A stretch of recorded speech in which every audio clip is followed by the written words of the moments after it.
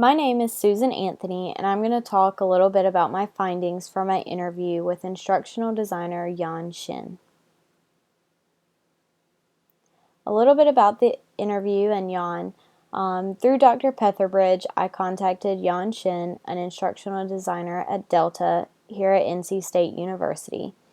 We met at Delta to talk about her career and some of the demands and challenges that she faces. Her education is mostly formal.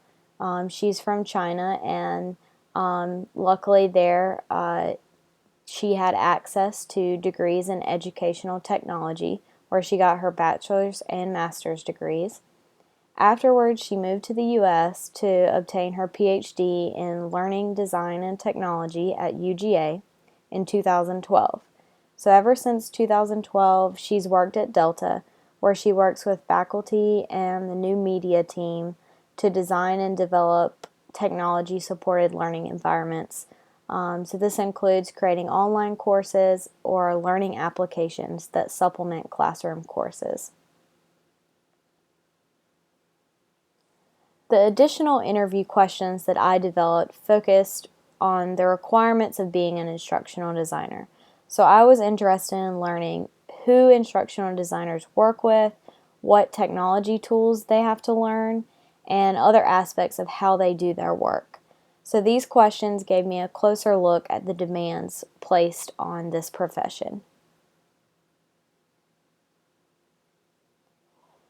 So instructional designers have to do more than just design training solutions. For example, depending on the size and scope of a project, a number of individuals and experts might be involved with a project. So Shin collaborates with primarily three roles: the instructor, a media design developer, and a project coordinator. One of her greatest challenges is accommodating these three different perspectives, because each member has their own theories and perspectives to offer to the project. So collaborating with these roles and managing them is a big challenge in her position. Additionally, managing these roles is complicated even more when she serves as the project manager on a project. So when she's the project manager, she says she spends approximately 30% of her time doing project management tasks, such as project planning, writing meeting agendas, planning next steps in a project, and monitoring progress. So not only does she have to manage the different roles on the team, but she also sometimes has to manage the project's progress as well. Another issue is her position's take on the ADDIE model. Shin confirmed that she uses the ADDIE model a lot.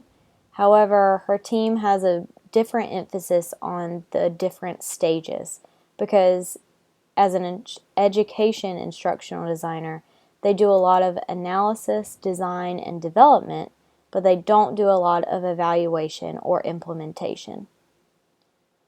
Omitting the implementation and evaluation stages aligns with what the research says about distance education designers, and that they tend to focus almost exclusively on the design and development of distance education courses. Her projects typically leave the faculty member in charge of the implementation and evaluation of learning outcomes. Additionally, as an instructional designer, Shin uses a lot of different technologies. For example, she uses a project management tool to track team members' progress on assignments and to manage the development stage. She also uses Google Docs and other applications to help manage projects. So in terms of technology used for instruction, Shin has a contrasting view compared with the literature. She views technology as a tool that can help, but prefers to focus on pedagogy because instructional design strategies are more stable in her opinion. So her view is that technology is ultimately going to change. It's advancing pretty quickly, but the learning strategies are more stable. So she prefers to focus more on learning theory and learning strategies than keeping up with technology, which kind of contrasts with what the literature says about how technology and instructional designers, they try to keep up with new technology tools used. So overall, the theories described in the literature that we reviewed in this course align with how Shin practices education instructional design. I think the most interesting takeaway from this interview is that Shin is hopeful that her team is starting to do more implementation and evaluation on their projects. She believes strongly that it's not just about designing the deliverables, but it's also about designing how well they work it's also about evaluating how well they work in the classroom or online environment. So one of her biggest successes that she told me about was a project where she got to do formative evaluation. So it seems pretty likely that in the future her team will do more implementation and evaluation because they're starting to see the importance that they can have on future projects. Another takeaway is that it's important to have a good understanding of learning theories before applying any technology to instruction. So Shin advises that aspiring instructional designers obtain a thorough understanding of educational theories, pedagogies, and learning theories because theory can be overlooked unless you have an education background.